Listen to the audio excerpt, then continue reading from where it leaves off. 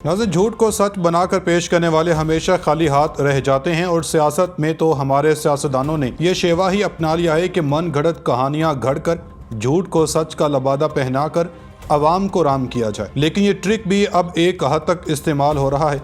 और अगर बात करें सियासत में इमरान खान जैसे सियासी लीडर की, तो इनकी तारीफ के लिए अल्फाज भी कम पड़ जाएं, क्योंकि ये वो सियासतदान है जिन्होंने नेज़े की नोक पर भी सच्चाई का दामन हाथ से छोड़ने नहीं दिया। और यही वजह है कि अब पूरी दुनिया इनकी सच्चाई के गवाह बनी बैठी है।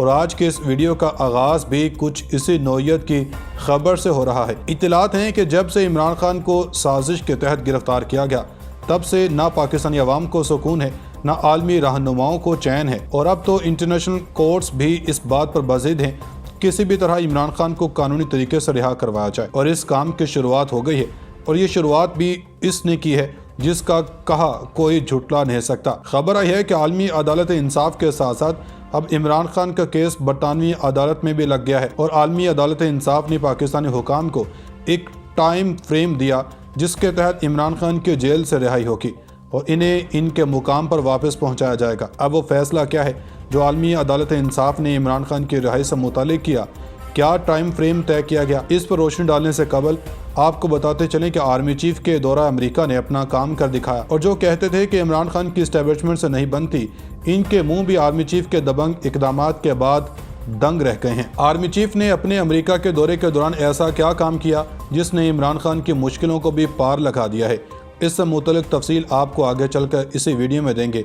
साथ ही एक ये खबर भी सुनते चलें कि PTI ने पाकिस्तान की तारीख का एक नया इजाफा कर दिया है, और वो है ऑनलाइन जलसा करना, जिसमें ना कोई रुकावट थी ना ही कोई गिरफ्तारी, लेकिन इसमें कप्तान के मुखालफिन का डर जरूर कहीं ना कहीं छुपा बैठा था। इसके साथ ही एक ये भी ज़बरदस्त खबर दें कि पीपल्स पार्टी के एक रहनुमा ने मुफाहमती गुरु को साइड लाइन करके इमरान खान को गले लगा लिया है। और इसके बाद अब ये कहा जा रहा है कि अहम तरीन शख्सियत PTI में और कौन से शामिल होने वाली है। अब वो शख्सियत कौन है?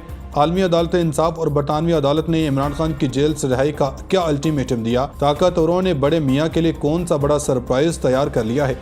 आर्मी चीफ के किस दबंग एक्शन ने नून लीग को दिन में तारे दिखा दिए हैं? बड़ी खबरें आ गईं। मौजूदा सियासतदानों को अंधाधुंध गलतियां करने के बावजूद भी एहसास नहीं हो रहा कि इमरान खान के बगैर पाकिस्तानी सियासत अधूरी है। हमारे सियासतदान तो इमरान खान का नाम लिए बगैर अपनी तकरीर खत्म नहीं कर पाते, तो ये लोग कैसे सोच सकते हैं कि इमरान खान इतनी आसानी से पाकिस्तानी सियासत से माइनस हो जाएंगे। खैर, मुद्दे की बात पर आएँ तो वो ये है कि मुल्क के मारूफ कानूनदान और साबिक गवर्नर पंजाब सरदार लतीफ़ खोसा ने पाकिस्तान तहरीक इंसाफ में शमूलियत इख्तियार कर ली। लाहौर में प्रेस कॉन्फ्रेंस के दौरान इन्होंने कहा कि मैंने वकालत और सियासत आबादत समझ कर की है, जिससे दोस्ती की तो निभाई भी है। आज मैं तहरीक इंसाफ में शमूलियत का ऐलान करता हूँ। PTI सरबराह इमरान खान की ख्वाहिश पर तहरीक इंसाफ में शमूलियत इख्तियार कर रहा हूँ। सच की आवाज़ शिद्दत से बुलंद करने के लिए PTI में शमूलियत का फैसला किया। सिर्फ मुल्क और जमहूरियत के मुफाद में ये फैसला किया। सबसे पहले मेरी वफादारी मुल्क के साथ है। इस मुल्क के लिए नफरतों को ख़त्म करके नए सफ़र की दावत देता हूँ, जिससे पाकिस्तान के लिए खुशियों का सफ़र शुरू होगा। लतीफ़ खोसा ने कहा कि पाकिस्तान गोलियों और जंगों से नहीं, जमहूर से बना। उम्मीद है नफरतों की सियासत ख़त्म होगी। पाकिस्तान के लिए मोहब्बत, अमन और भाईचारे के सफ़र के आगाज़ की दावत देता हूँ। दूसरी जानब साबिक सदर आसिफ ज़रदारी ने पीपल्स पार्टी के पाकिस्तान तहरीक इंसाफ से आइंदा आम इंतखाबात में इत्तेहाद की मुखालफत कर दी। मीडिया रिपोर्ट्स के मुताबिक पीपल्स पार्टी के शरीक चेयरमैन आसिफ ज़रदारी ने खैबर पख्तूनख्वा क़यादत को आइंदा आम इंतखाबात में तहरीक इंसाफ से इत्तेहाद न करने के हिदायत कर दी है। इन्होंने पार्टी के सूबाई रहनुमा को यह हिदायत अपने दौरा पेशावर के दौरान जारी की। बताया गया है कि शरीक चेयरमैन पीपल्स पार्टी आसिफ अली ज़रदारी गुज़श्ता रोज़ पेशावर पहुंचे, जहां इन्होंने गवर्नर खैबर पख्तूनख्वा गुलाम अली से भी मुलाकात की।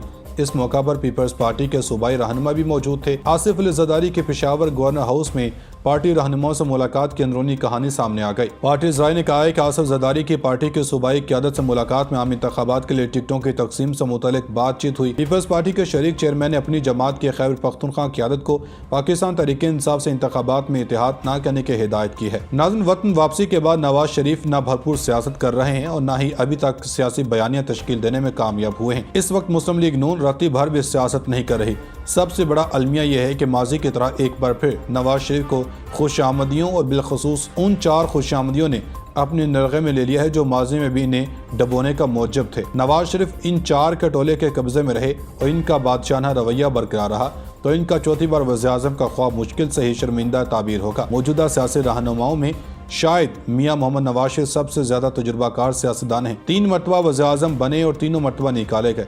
एक लंबे अरसे तक अपोजिशन की सियासत भी की और 2 मरतबा जिला वतन भी काटी। वो पहले सूबाई वजीर रहे, फिर वज़ीर आला बने और उसके बाद वज़ीर-ए-आज़म। यूं बारी बारी इक़्तिदार की सीढ़ियां चढ़ते हुए वो तदरीजी अमल से भी गुजरे। इस लिहाज से भी इमरान खान या कोई इनका हम पला नहीं। मियां नवाज शरीफ और इनकी उमर का बेटी मरियम नवाज शरीफ का शुमार बहादुर सियासतदानों में यूं भी होता है कि वो मौत का रिस्क ले सकते हैं। 12 अक्टूबर 1999 को जब 4 जनरल इनके पास गए और बंदूक के नोक पर इनसे इस्तीफा लेना चाहा, तो इस इनकार का मतलब ये था कि वो मौत का रिस्क ले रहे हैं। वो जिद्दी भी हैं, बाज मौके पर डट भी जाते हैं और बड़े वकार के साथ जेल भी काट लेते हैं। सबके बावजूद ये भी हकीकत है कि जब नवाज शरीफ का इक़्तिदार आता है तो इनका रवैया बिल्कुल बदल कर बादशाहों वाला बन जाता है। लेकिन अब की बार बाकायदा इक़्तिदार में आने से कबल बाप बेटे का रवैया बादशाहों वाला हो गया। वतन वापसी पर नवाज शरीफ को चाहिए था कि वो पार्टी तंजीम पर तवज्जो देते और मुल्क भर के अवाम से राब्ता इस्तेवार करके मोबिलाइज करते। लेकिन वतन वापसी के बाद नवाज शरीफ बादशाहों की तरह रायवंड के महल में बैठ गए। तो पार्टी रहनुमाओं को रियाया समझकर बारी बारी वहाँ बुला रहे हैं।